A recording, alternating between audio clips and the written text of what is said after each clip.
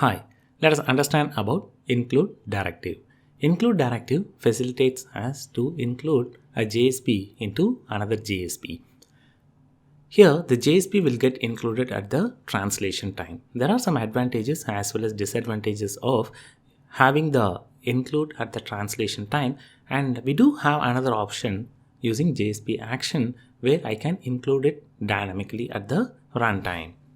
So here are the differences between having the JSP include using the actions as well as the directive. Now let us have a quick understanding on how to use the directive include. The syntax is less than percentage at include and then the file location, and the file inclusion happens during the translation phase. The content will get included as JSP itself, and the resultant servlet will be only one. Irrespective of whatever the inner JSP that we are having, the resultant servlet will be only one. And the child page can set the headers for the parent page when we are using the directive include. At the same time, the child page can define the methods for the parent page as well, as it is going to get merged as a single servlet.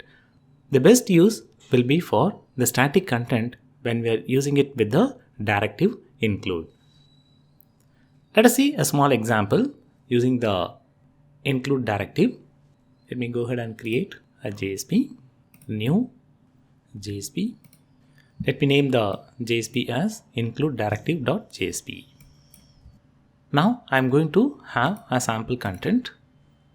Let me change the title and execute this specific JSP.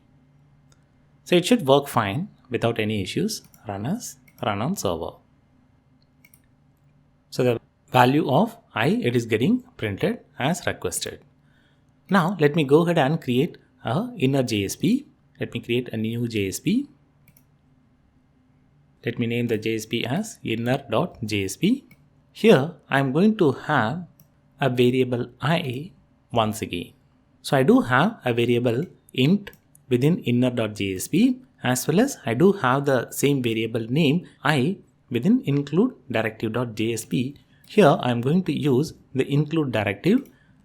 I'll refer to the inner.jsp.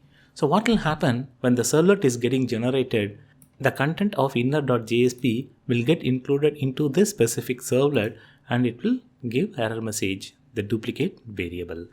So this is a very good example to understand the inner.jsp. It's going to get included at the translation phase itself.